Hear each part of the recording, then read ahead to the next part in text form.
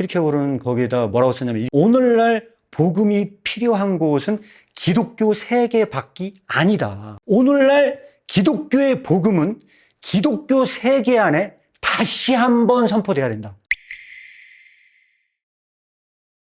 안녕하십니까, 이창호 목사입니다. 현재 카리스 아카데미出版사를 운영을 하고 있고요.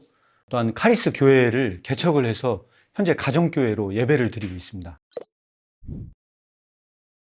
저는 이제 전공은 학부에서는 회계학을 공부를 했고, MD부에서 신학하고 이제 종교철학 석사를 했습니다. 종교철학 석사 하면서 제가 키르케고르를 만나면서 본격적으로 키르케고르 공부를 좀 하게 됐습니다. 그러다가 이제 키르케고르를 본격적으로 이제 소개하고 싶어서 이제 알리고 싶은 마음이 있었으나, 국내 키르케고르에 관심이 있어서 출간해준다는 출판사를 찾기가 어려웠습니다.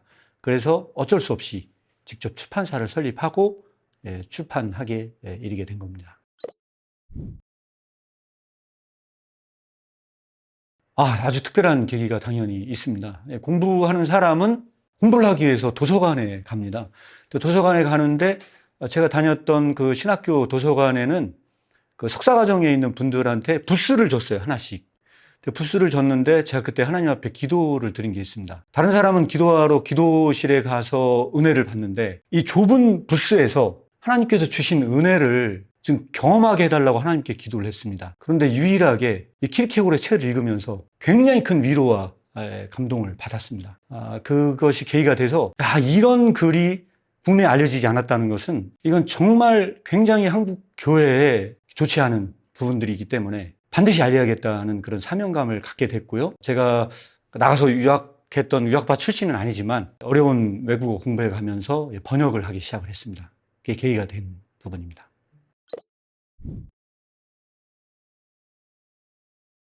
아마 제가 이 얘기를 듣고 위키피디아에 들어가서 키르케고르 영향사를 보시면 제가 지금 한 얘기보다 훨씬 더 자세하게 내용이 정리가 돼 있을 겁니다. 근데 워낙 신학뿐만 아니라 문학, 철학, 각종 그 분야에 너무나 많은 영향을 끼쳤기 때문에 그것을 다 정리를 해서 말씀드릴 수는 없고, 제가 특별히 신학의 영향사를 말씀을 드리자면, 가장 중요한 독일의 웬만한 신학, 우리가 잘 알고 있는 바르트, 불트만, 브루너 등등 독일 신학자들이 실제로 키르케고르를 독해하지 않은 사람은 없다. 전부 다 독해를 했고, 많던 적던 전부 다 그런 과정이 다 있습니다. 그리고 미국의 그 우리가 익히 들어서 알고 있는 그 신학자들 있지 않습니까? 리버라든지, 아니면 그 조직신학 책을 저술했던 스탠리 그랜츠라든지, 그런 신학자들이 이르기까지 키르케고르를 사실 이해하지 못하면 그 조직신학을 사실 이해할 수 없는 내용들이 굉장히 많이 있습니다. 이런 부분들이 키르케고르 공부를 선행했을 때만 이해가 될 수 있는 요소들이 있습니다. 그런 점에서 키르케고르는 굉장히 중요한 관문이라 볼 수 있을 것 같습니다. 특히 포스트 모던 신학에서도 많은 독해했던 분들이 계시죠. 여기에서 키르케고르가 오해했던 대표적인 중에 하나가 누구냐면 마크시 테일러라든지, 그 이후에 그 사신신학에도 영향을 많이 줬습니다. 그래서 사실 국내 신학에서 안 좋은 영향을 끼쳤던 부분들 중에 하나가 마치 그 사신신학의 그 대부인 것처럼 신주금의 신학이죠. 그런 그 오해가 있기 때문에 안 좋게 소개가 된 부분들이 있고요. 또 하나는 프란시스 셰퍼가 대표적으로 키르케고르에 대해서 굉장히 비판적인 목소리를 내놓는 바람에 국내에는 별로 좋지 않게 소개가 된 부분들은 있습니다. 제가 출판사 이름을 뭐라고 쳤습니까? 카리스 아카데미라고 이름을 쳤죠. 키르케고르 사상에서 가장 중요한 사상 하나를 뽑아라. 은혜입니다. 은혜. 그래서 우리가 보통 생각하고 있는 그런 은혜의 개념보다 더 굉장히 깊이가 있습니다. 은혜는 감사로도 보상을 받을 수 없다. 은혜는 오직 비난으로만 보상을 받을 때만 은혜를 더욱 은혜되게 한다고 스스로 판단하라의 그런 이야기를 하고 있습니다. 그래서 키르케고르의 사상이 이 은혜의 역할이 얼마나 중요한 역할을 하는가, 이런 부분에 대해서 더 심층 깊은 공부를 원한다 그러면 제가 처음에 번역했던 자기 시험을 위하여와 스스로 판단하라를 보면 행위와 공로와의 관계와 은혜의 관계죠. 여기에서 이 설명을 하면서 은혜에 대한 핵심적인 이야기를 정리하고 있을 정도로 키르케고르 사상에서의 인간의 삶의 가장 그 삶의 문제를 해결할 수 있는 핵심 키는 은혜입니다. 키르케고르는 이 가명의 사상서와 본명의 작품이 있습니다. 가명의 사상서는 일반적인 성도들이 만약에 읽는다, 아무런 유익이 없을 가능성이 있습니다. 왜냐하면 너무 어려워요. 어렵다 보니까 편견을 가질 수도 있고 또 그런 부분에 대해서 선입견을 갖고 책을 덮어버릴 가능성이 있기 때문에 키르케고르 작품을 만 읽겠다, 특히 성도님들이 그런 부분들 읽겠다 그러면 제가 번역한 본명의 강화집, 지금까지 현재 출간된 책을 중심으로 읽으시면 굉장히 많은 도움이 되실 거라고 일단 저는 확신을 합니다. 읽으실 때도 이 작품들도 일반적인 책을 읽듯이 그냥 이렇게 읽으시면 맥락을 찾기가 쉽지가 않습니다. 키르케고르 책은 행간의 의미가 굉장히 중요합니다. 좀 읽으면서 고민하면서 읽으시면 제가 받았던 그 은혜를 동일하게 경험할 거라고 생각을 합니다. 그것은 뭐냐면 하나님께서 우리를 얼마나 사랑하시는지 그것을 확인할 수 있는 텍스트가 이 키르케고르의 글입니다. 제가 처음에 말씀드렸다시피 도서관의 그 부스에서 제가 많은 은혜를 받았다고 했습니다. 어떤 제가 신학서적을 읽으면서 눈물을 흘린 적은 없습니다. 그러나 키르케고르 글을 그 좁은 부스에서 읽을 때는 많은 눈물을 흘리면서 번역을 제가 실제적으로 했습니다. 그런 동일한 은혜를 경험할 수 있는 글이 키르케고르의 텍스트이기 때문에 바로 이것이 주는 유익이라고 볼 수 있습니다.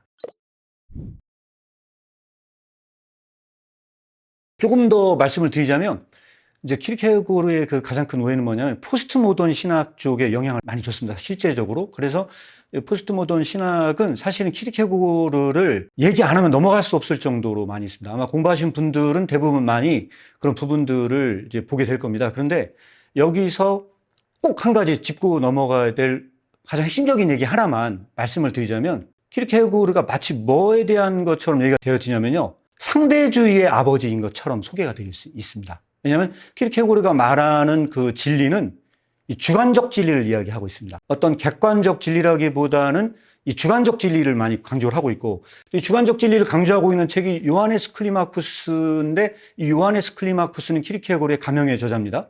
근데 어쨌든 이런 부분에 대한 이야기를 하려면 굉장히 많은 부분들이 있는데, 이제 키르케고르의 어떤 글 자체에서는 결론적으로 뭐냐면 이 키르케고르의 이 텍스트 안에서 이 상대주의화 시켰다. 이제 그래서 진리의 그 상대화의 대부처럼 이렇게 얘기가 되어지고 있는 부분이 가장 큰 오해입니다. 이 오해를 바로잡지 못하고 마치 이것이 동급인 것처럼 취급을 했습니다. 그러나 키르케고르의 텍스트 읽다 보면은 주관적 진리는 사실 그것이 아닙니다. 주관적 진리는 상대적 진리라는 그런 게 아니고 진리를 내 삶으로 살아낸 것만 진짜 진리라는 겁니다.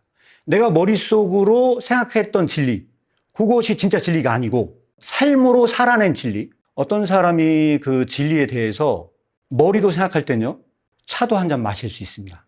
그리고 그 진리에 대해서 말할 때는 웃을 수도 있어요. 그런데 내가 그것을 살아내야 하는 그 입장에 딱 섰을 때, 그 행위 앞에 섰을 때는 웃을 수 없어요. 너무 심각해요. 내가 정말 이걸 살아낼 수 있는가는 장담할 수 없어요. 그런데 바로 그 앞에서 그 행위로 살아낸 것만, 그것만 진리라는 겁니다. 바로 이것이 주관적 진리입니다. 근데 이게 마치 진리의 상대성인 양, 마치 그 여러 갈래의 진리를 제시한 것인 양 오해됐던 부분들이 키르케고르 텍스트에서의 제가 볼 때는 가장 핵심적인 오해 중에 하나입니다. 하나 더 말씀을 드리자면 키르케고르의 그 오해에서 특히 실존 철학자들의 오해가 있습니다. 실존 철학에서 가장 강조하는 것 중에 하나가 뭐냐면 니힐입니다. 니힐리즘. 이 니힐은 우리가 허무주의라고도 번역을 하지만 무예요, 무. 인간의 삶에 아무것도 없다는 거죠. 무입니다. 무. 그런데 키르케고르는 뭘 강조하고 있냐? nothing을 강조합니다. nothingness, 무를 강조하거든요. 근데 키르케고르가 말하는 무는 이런 실존 철학적인 의미에서의 무가 아님에도 불구하고 마치 그게 실존 철학에서 말하는 니힐과 동급에서 취급했을 때 굉장히 큰 오해가 발생을 합니다. 그래서 제가 이게 논문을 읽다 보니까 재밌는 논문들이 있더라고요. 오해가 심각한 논문들이요. 키르케고르 사상과 불교의 그 공개념과 연결시키는 약간 그런 개념들의 논문, 이거 말도 안 되는 글들이거든요. 근데 이게 이제 가장 큰 오해입니다. 그래서 그 오해를 바로잡고자 제가 여기다 다 실었어요. 여기 이번에 제가 어떤 책을 가지고 나왔는데 여기에다가도 제가 이걸 실었습니다. 키르케고르의 무의 개념은 크게 둘로 구분이 될 수가 있습니다. 첫 번째 키르케고르가 말하는 무는 크리에이티오 엑스 니힐로, 무로부터의 창조의 무가 있습니다. 이 첫 번째 이 무는 당연히 뭐냐면 그 무로부터의 창조의 기독교적인 개념의 무거든요. 이 무에서는 인간은 아무것도 아닌 존재입니다. 하나님께서는 무로 인간을 창조해 놓으셨어요. 그 인간은 어떤 존재입니까? 아무것도 아닌 존재입니다. 이런 의미에서의 무가 있습니다. 여기서 키르케고르가 아까 제가 말씀드렸다시피 은혜를 강조한다고 말씀을 드렸죠. 그 은혜와 연관 있는 무가 있어요. 은혜와 연관 있는 무인데 이게 두 번째 무입니다. 그래서 키르케고르의 작품 중에 그 고난의 기쁨이라는 작품에서는 하나님의 전능을 둘로 분리를 합니다. 그 무로부터 창조한 그 창조의 전능과 사랑의 전능을 분리해서 생각을 합니다. 인간은 무로부터 창조가 됐죠. 이거를 이 두 번째 무를 제대로 이해하기 위해서 제가 예를 하나 들어보겠습니다. 영상을 찍고 있습니다. 우리도 영상을 찍고 있는데 이 영상을 찍는 것도 하나의 작품입니다. 그럼 작품을 찍는 사람이 있고 찍는 창조자가 있고 그 작품이 존재합니다. 그러면 작품을 찍는 사람이 더 중요합니까? 작품이 더 중요합니까? 우리가 질문을 던진다면 당연히 작품이 더 중요한 존재고 그 작품을 만든 이 영상은 아무것도 아닌 겁니다. 따지고 보면.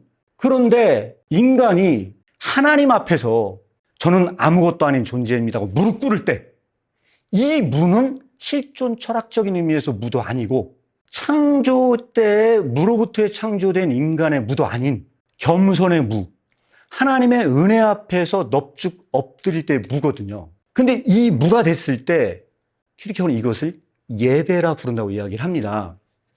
예배라 부른다고 얘기를 하는데 세와 백합에게 배우라에서는 뭐라고 얘기를 하고 있냐면 이때 인간은 하나님의 동역자가 된다는 겁니다. 인간이 무가 됐을 때만 하나님과 동급이 된다는 겁니다. 우리가 영상을 찍죠. 영상을 찍는데 영상을 찍은 그 제작자와 영상이라는 작품과의 관계는 동급 관계가 아닙니다. 이거는 영상을 찍은 사람인 창조자는 무한히 높은 존재고 영상이라는 것 자체는 항상 하등한 존재예요. 그런데 인간이 하나님 앞에서 무릎 꿇고 무가 됐을 때 인간은 하나님과 동등한 동역자가 됩니다.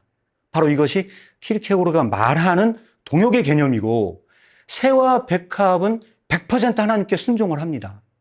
그럼에도 불구하고 새와 백합이 아무리 하나님께 순종한다 하더라도 새와 백합은 하나님의 동역자일 수는 없습니다. 그러나 인간이 하나님의 그 은혜 앞에서 아무것도 아니라고 생각하고 nothing이 되었을 때 인간은 하나님의 동역자. 그래서 저는 이거를 뭐라고 얘기를 하냐면 인간의 실존 중에 가장 높은 곳에 오른 실존. 여기에서 뭐가 나오냐? 키르케고르의 사상인 일의 완전성의 개념이 나옵니다. 성경에는 뭐라고 나오냐면 하나님도 일하신다고 나옵니다. 하나님이 일하신 것처럼 하나님의 그 일에 동참하는 존재가 된 동역자가 됐을 때 일하시는 그 하나님을 닮게 됩니다. 바로 이것이 창세기 1장에 뭘로 연결되냐면 하나님의 형상으로 연결이 됩니다. 이게 바로 키르케고르가 얘기하는 nothing의 개념입니다. 자, 두 가지 오해를 말씀을 드렸습니다. 하나는 주관적 진리에 대한 오해와 키르케고르가 그토록 강조하고 있는 무에 대한 오해, 실존 철학적인 문화, 그 외에 다른 종교성 안에서 이야기하는 무하고는 근본적으로 다른 부분이 있기 때문에 마치 이것이 동급으로 취급되는 부분에 대해서 저는 굉장한 그 불편한 마음이 있습니다. 카레이스 아카데미는 제가 사실은 굉장히 많은 출판사의 문을 두드렸습니다. 키르케고르 책을 내고 싶어서 두드렸는데 이게 한두 권 내는 게 아니고 이게 수십 권입니다. 그래서 기획 출판을 제가 의뢰를 했는데 이게 어디도 사실 관심을 보인 데가 없었습니다. 그 이후에 제가 이제 샘솟는 기쁨에서 책이 나왔는데 워낙 이제 방대하고 하다 보니까 다 부담되는 부분들이 있습니다. 사실 그래서 제가 출판사를 설립한 목표는 오직 딱 하나. 이 책을 일단 출간을 해야겠다 싶어서 카리스 아카데미를 설립을 했습니다. 그러나 이제 키르케고르 책만 내는 게 목표는 아니고 향후에 제가 이 키르케고르 글뿐만 아니라 굉장히 중요한 기독교 사상가들이 있습니다. 이런 사상가들의 생각을 잘 녹여낸 성경 공부 교재를 시리즈북으로 만들어내는 것을 최종적인 목표로 하고 있습니다. 그래서 조만간 이제 첫 번째 성경 공부 교재가 나올 예정이고요. 그걸 기점으로 해서 한국 교회에 조금이나마 또 기여할 수 있는 그런 출판사가 되었으면 하는 그 열망으로 본격적으로 책을 낸 지는 한 1년 6개월 정도 됐습니다.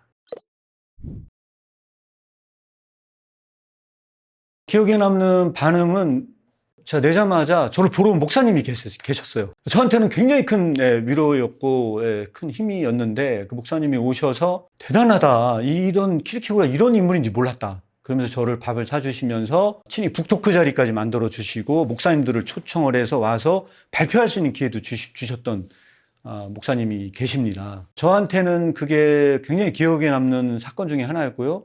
또 뿐만 아니라 제가 키르케고르 글을 티스토리에 정리해서 올렸을 때 그 보고 저를 만나러 오겠다고 하셨던 분들도 계시고 이게 생각했던 것만큼 이 결실이 있고 이 글이 묻혀져서는 안 되겠구나 하는 저 나름대로의 길을 가게 하는 동력이 되었고요. 그 이후에 저는 정말로 생각하지 않는 일들이 벌어졌습니다. 전혀 저를 알지 못하는 분들한테 연락이 오기 시작했습니다. 전 세계에서 연락이 오기 시작을 하면서 같이 동역자로 섬겨주시기로 하셨고 그분들이 현재 지금 키르케고르 연구소를 설립하도록 모여지게 됐습니다. 이거는 단 한 번도 생각하지 못한 일들이 저에게 벌어진 일들이었고요. 앞으로 이런 일들을 통해서 더욱 한국의 키르케고르를 소개하는데 굉장히 중요한 역할을 감당하는 부분들이 됐으면 좋겠습니다. 저는 이제 가장 큰 부분들이 지금 현재 키르케고르의 글을 한국에 낸다고 했을 때 수용되기 어려운 측면이 있다고 생각을 합니다. 이제 그 대표적인 예를 하나 들자면 키르케고르의 글 중에서 가장 기독교적인 요소를 담고 있는 글이 있습니다. 아직 출간은 되지 않았으나 올해 안에 출간될 수도 있습니다. 고난의 복음이라는 글이 있습니다. 또 그거와 유사한 글이 얼마 전에 출판된 고난의 기쁨이라는 텍스트가 있습니다. 그러니까 이런 글들을 제가 목사님들한테 소개했을 때 목사님들이 이걸 보고 내용은 너무 좋은데 설교하기가 거북스럽다고 반응을 보인 분들이 계십니다. 이거를 제가 소개하면은 한국 교회와 어떻게 충돌되는 부분이 있는지를 아마 이해하실 겁니다. 이 텍스트, 고난의 복음이라고 하는 이 텍스트 자체가 추구하는 방향이 하나 있습니다. 키르케고르는 진리는 고난의 길이라고 말했던 것이 기독교를 가장 오해하게 만들었다는 겁니다. 왜냐하면 진리는 고난의 길이라고 얘기를 하면 고난과 길을 분리시킬 수 있는 것처럼 생각이 든다는 거죠. 그래서 사람들이 어떻게 기도를 하냐면 제 삶이 어렵습니다. 그러니까 제발 고난을 좀 제거해 주세요라고 기도를 한다는 겁니다. 그런데 키르케고르는 주구장창 주장하는 바가 하나 있습니다. 그건 뭐냐면 이 세상이 비진리이기 때문에 진리의 길을 걸어가다 보면 기독교가 말하는 진리는 고난 자체가 길이라는 겁니다. 그러면 고난 자체가 길인 경우는 고난과 길은 분리시킬 수가 없다는 겁니다. 그런데 우리는 보통 뭐라고 얘기하면 코로나 터지고 굉장히 어렵잖아요. 어렵고 하다 보니까 뭐라고 기도를 하냐면 이 어려움을 좀 제발 좀 가져가 달라고 기도를 합니다. 그런데 만약에 고난 자체가 길인 경우는 고난을 제거해 달라고 기도를 하면 길이 사라집니다. 그러면은 그거는 키르케고르로 보면은 지옥으로 가는 직행하는 길입니다. 고난을 제거해 달라고 기도를 하면 이건 지옥으로 가는 직행하는 길이지 않습니까? 저는 키르케고르 글이 국내에 그렇게 수용되기는 쉽진 않을 것 같다 하는 게 제 개인적인 생각이지만 고난의 복음의 이 부분에 대해서 굉장히 자세하게 설명을 해놨습니다. 이 고난이 어떤 고난인가를 세상에서 고난을 당하고 있지만 십자가의 고난은 이런 고난과는 다른 고난입니다. 그래서 키르케고르는 이 글에서 뭔 얘기를 하냐면 예수 그리스도의 십자가의 짐을 지는 것만 유익하다는 겁니다. 근데 그 십자가를 지는 거는 어려울까요? 쉬울까요? 굉장히 어렵다는 겁니다. 그래서 기독교의 가장 큰 오해는 어떤 오해가 있느냐? 내 짐은 쉽다. 내 짐은 쉬우니 바꿔지자 했을 때 우리가 보통 뭐라고 생각하냐면 예수님의 짐이 진짜로 쉽다고 생각하는 사람들은 오해라는 거죠. 예수님의 짐은 결코 쉽지 않다는 겁니다. 그래서 키르케고르는 그 구절을 해석을 하면서 쉽다라고 하는 거를 쉽다고 해석을 하는 게 아니고 유익하다라고 해석합니다. 예수 그리스도의 짐만 유익하다. 그래서 그 짐을 졌을 때는 우리가 고난을 당할 수밖에 없다. 고난을 당할 수밖에 없지만 이 짐을 졌을 때 우리는 뭐냐? 이 무지막지한 짐을 가볍게 지고 가는 기적을 체험한다는 겁니다. 그래서 거기에서 이런 비교를 해놨습니다. 물로 포도주를 만드는 기적과 무거운 짐을 가볍게 드는 기적 중에서 어느 것이 더 큰 기적인가? 그리고 날마다 예수 그리스도의 십자가의 짐을 지면서 그 무거운 짐을 가볍게 지고 가고 있는 사람들은 날마다 그 기적 가운데 있다는 거죠. 오늘날 한국 교회에 이러한 메시지가 필요하다고 저는 생각을 합니다. 미국에서 굉장히 떴던 신학이 있습니다. 성공신학, 만사형통 이런 거하고 키르케고르의 글은 사실 잘 맞진 않습니다. 키르케고르의 이 글을 이중의 자기 부정을 설명하면 아마 가장 잘 이해가 가실 겁니다. 키르케고르는 이중의 자기 부정을 얘기를 합니다. 이중의 자기 부정이라는 게 뭐냐면 이 세상에서도 자기를 부인한다는 거죠. 근데 기독교의 자기 부정은 그런 건 아닙니다. 예를 들어서 좀 쉽게 설명을 드리자면은 안중근 의사, 독립운동가들 이런 분들 생각할 수 있어요. 독립운동가들 이런 분들도 자기 희생을 합니까? 안 합니까? 목숨을 바쳐 자기를 희생을 하지 않습니다. 국가를 지키기 위해서 자기 몸을 희생을 해요. 이 자기 부인이 있다는 거죠. 근데 기독교의 자기 부인은 이런 것이 아니라는 겁니다. 근본적으로 다르다는 거죠. 왜냐하면 이 사람들은 영웅으로 대접을 받아요. 자기 희생을 하잖아요. 국가에서 국가 영웅이거든요. 그래서 우리는 지금도 안중근 의사나 유관순이나 이런 분들을 어떻습니까? 국가 자기를 희생을 함으로 인해서 국가를 지킨 영웅으로 떠받들고 있습니다. 근데 만약에 기독교에서 하나님 나라를 위해서 자기를 희생을 해요. 어떤 일이 벌어질 것 같습니까? 하나님 나라를 위해서 목숨을 바쳐서 자기 희생을 해요. 그럼 1차적으로 자기 부인이 있죠. 자기 부인을 하면서 살아갔으니까 굉장히 고난의 길이 있거든요. 근데 그 사람이 진짜로 눈에 보이지 않는 그 하나님의 나라를 위해서 자기 몸을 하다 죽었다? 그럼 세상에 있는 세상 사람들이 뭐라고 보겠습니까? 대단하다 막 하면서 영웅 취급하겠습니까? 그렇지 않다는 겁니다. 키르케고르는 뭐라고 하냐면 한 번 더 세상에서 버림을 받는다는 겁니다. 세상에서는 혀를 찬다는 거죠. 아유, 불쌍한 놈. 말도 안 되는 눈에 보이지도 않는 하나님 나라를 위해 살다가 개죽음 당해서 죽었대. 그러면서 혀를 차고 죽는다는 거죠. 한 번 더 버림을 받아요. 이게 두 번째 자기 부인입니다. 자, 그래서 뭐냐면 그리스도인이 진리의 길을 살아갈 때는 이중에 자기 부정이 오기 때문에 이 길을 간다는 게 그렇게 쉬운 길은 아니라는 겁니다. 그런데 이런 메시지와 성공신학, 세상에서 잘되고 내박자형성 등등과 같은 메시지를 선포했던 교회가 과연 이런 메시지를 선포할 수 있느냐? 한국교회가 과연 이 메시지를 진짜로 낼 수 있냐? 쉽지 않다고 봅니다. 인기가 없어요. 그래서 저도 인기가 없는 그런 입장에서 기독교의 복음을 제시한다는 것은 어렵죠. 어렵지만 제가 가야 할 저는 사명이라고 생각하고 이거를 방송을 듣고 있는 분들도 과연 정말 무엇이 기독교의 진리인가? 그래서 키르케고르는 그런 얘기를 합니다. 무슨 얘기를 하냐면 국교화된 모든 사람이 기독교화된 그 덴마크 사회에서 이런 얘기를 합니다. 국가는 국민에 의해서 존속한다. 국가는 국민에 의해서 존속하고 국민이 사라짐과 함께 국가는 사라진다. 그러나 하나님의 나라는 이와 다르다. 하나님의 나라는 단 한 명의 진정한 크리스찬만 있어도 하나님의 나라는 존속하지만 모든 사람이 크리스찬이 되었을 때 하나님의 나라는 상실한다. 그렇게 얘기를 했습니다. 덴마크 사회가 전체가 크리스찬이 됐고 그 사회가 모든 사람이 리얼 크리스찬이 됐다고 떠들어댔을 때 키르케고르는 거꾸로 얘기했습니다. 이 나라에 진짜 리얼 크리스찬이 없다. 진짜 예수 그리스도를 따르는 제자된 자가 남지 않았다. 그러면서 뭐라고 얘기를 했냐면 말세에 그 믿음을 보겠느냐.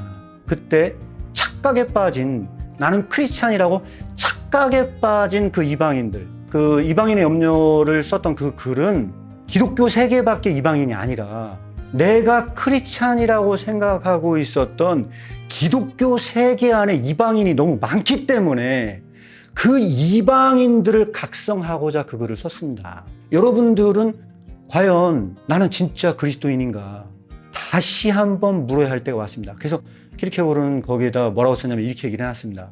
오늘날 복음이 필요한 곳은 기독교 세계 밖이 아니다.